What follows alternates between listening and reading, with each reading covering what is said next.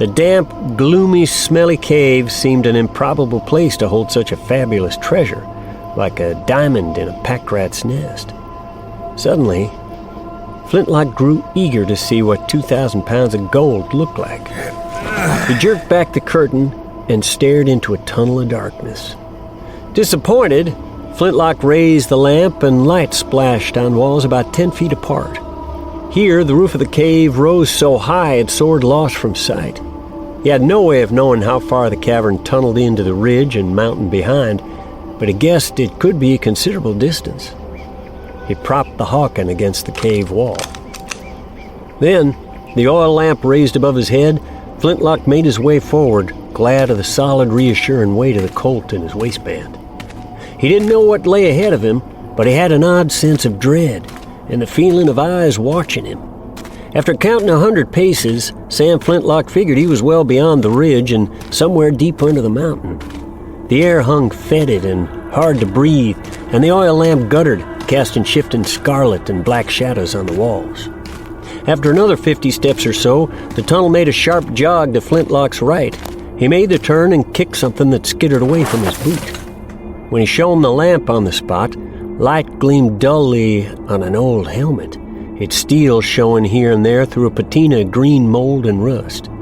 Flintlock had seen pictures of its like, the elegant crested morion worn by the old Spanish soldiers. A moment later, he found the wearer. The skeleton lay sprawled on the ground, the position of the bones suggesting the man had crawled on all fours as death took him. The yellow skull grinned without humor, and the eye sockets sat dark with shadow. Raised by mountain men, a superstitious breed, Sam Flintlock heard stories of haunts and boogermen and the like, and he hurried past the skeleton, wishing he'd never seen the damn thing. As it happened, he didn't have far to walk. The cave turned again, this time to the left, and directly in front of him stood a huge bell, black as night, squatting on a plinth of rock like a great toad. The crown of the bell where the rope attached had been cast in the shape of a bird, in the act of plucking feathers from its own chest.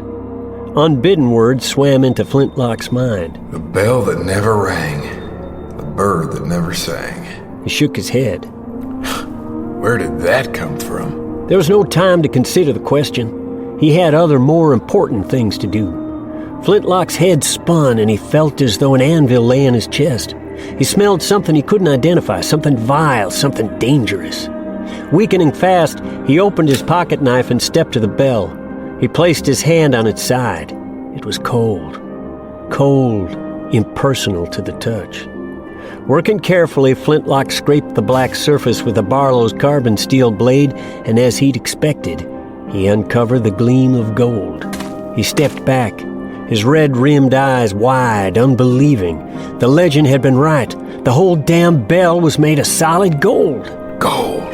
Flintlock's reeling mind immediately built fantasy castles in the air, parapets, ramparts, battlements, towers, and spires, the stuff of his wildest dreams, and all of them made of glittering, solid gold.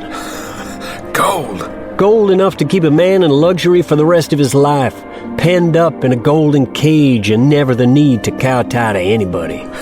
No, there isn't enough to share. No, by God. He had only enough for himself. Why, to satisfy his ravenous gold hunger, he was willing to pour it molten down his throat until he gagged. But he was not willing to part with an ounce of it. Flintlock growled like an animal and bared his teeth.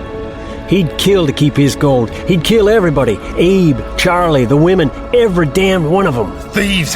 They'll steal my fortune. It's mine. The golden bell is mine. Flintlock stared away from the bell that now seemed to have grown bigger and more ominous. I'll be back. You know I'll come back for you, don't you? As he bolted through the cave, the oil lamp dropped from his hand. He couldn't breathe. His chest hurt terribly, and he tasted blood in his mouth. Finally, unable to run any longer, he fell headlong, sprawling onto the hard rock of the cave floor. Flintlock turned his head. The yellow skull grinned at him. Welcome to your golden